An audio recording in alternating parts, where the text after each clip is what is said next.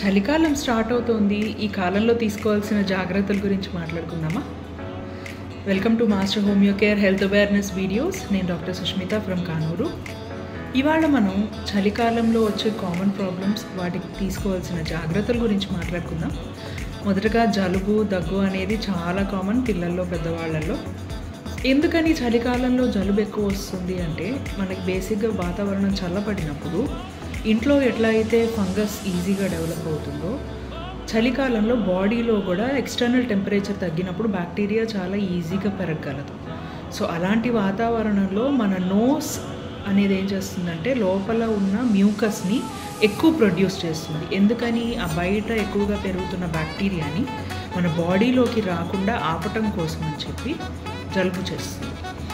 దాన్ని flush out చేసేస్తుంది బయటికి.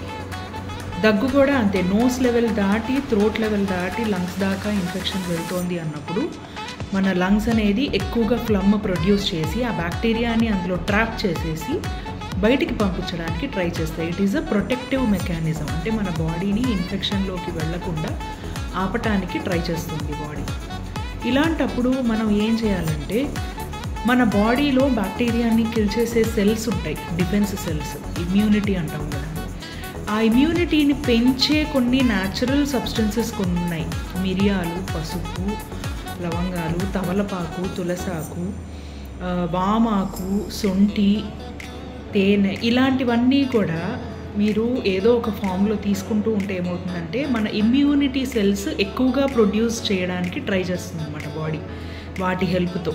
అందులో ఉండే ఇంగ్రీడియంట్స్, న్యాచురల్ ఇంగ్రీడియంట్స్ మన బాడీలో ఉండే డిఫెన్స్ సెల్స్ని పెంచుతాయి. ఎప్పుడైతే బాడీ డిఫెన్స్ చేస్తోందో, ఇంకా న్యాచురల్గానే ఫ్లమ్ ఎక్కువ ప్రొడ్యూస్ చేయాల్సిన అవసరం లేదు. అందుకని జలుబు తగ్గుతుంది. ఎందుకని కషాయం తాగితే జలుబు తగ్గుతుంది అంటే, న్యాచురల్గా ఇమ్యూనిటీ పెరగడం వల్ల బాడీ ఇంకా అవసరం లేదు, మ్యూకస్ ఎక్కువ అవసరం లేదు ట్రాప్ చేయడానికి బ్యాక్టీరియాని. సో అందుకని జలుబు తగ్గుతుంది. నెక్స్ట్ కామన్గా చలికాలంలో వచ్చే complaint skin complaints. External environment చల్లగా ఉండడం వల్ల ఏమవుతుందంటే, బాడీ టెంపరేచర్ ఎక్స్టర్నల్గా స్కిన్ మీద తగ్గుతుంది, డ్రై అవుతుంది. అలాంటప్పుడు ఏమవుతుందంటే, డ్రైనెస్ మీద ఆల్రెడీ స్కిన్ కంప్లైంట్ ఉన్న వాళ్ళకి స్కిన్ ఇంకా ఇరిటేట్ అవుతుంది, ఇచ్చింగ్ పెరుగుతుంది.